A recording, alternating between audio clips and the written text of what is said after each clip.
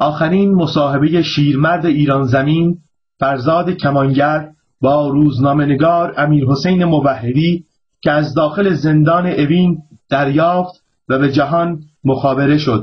فرزاد سرانجام 19 اردیبهشت سال 1389 اعدام و برای همیشه جاودانه شد.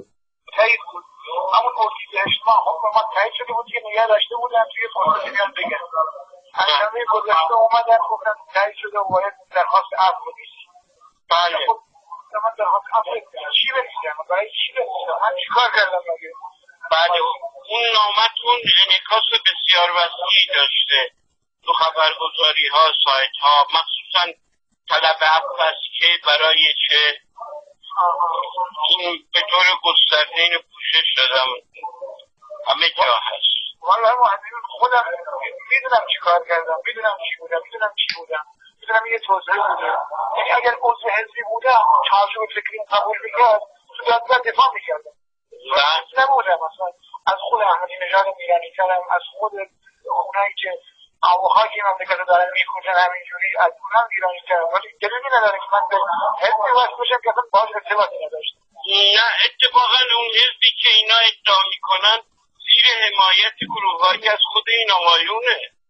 اصلا من تو دادگاه هم گفتم شما خودتون اینا رو تقویت کردین، حالا که مثلا با ترکیه خوب شدین، ترکیه دیگه کاری با سازمان مجاهدین نداره، حالا چیزی رو دیگه اونی که باید اینجا دادگاه میشه بازی‌های اطلاعات که پای بگیره رو اینجا باز کرد.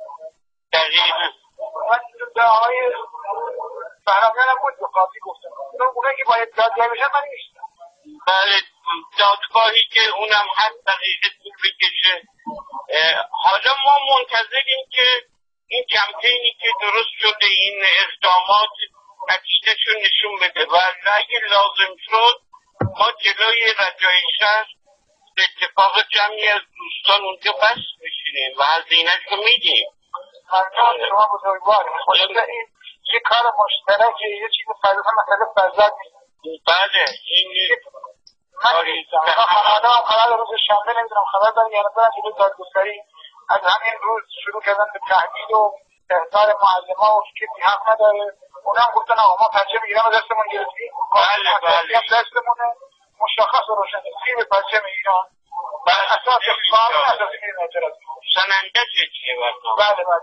بله بعد از اون انشالله ما نتیجه بگیریم. اگه نگرفتیم به زودی اتفاق تعدادی از دوستانی که تو فعالیت حقوق بشری نام و رسمی دارن اونجا جلوی رجای شهر خواهیم بود. اینو داریم برنامه رو روش کار میکنیم.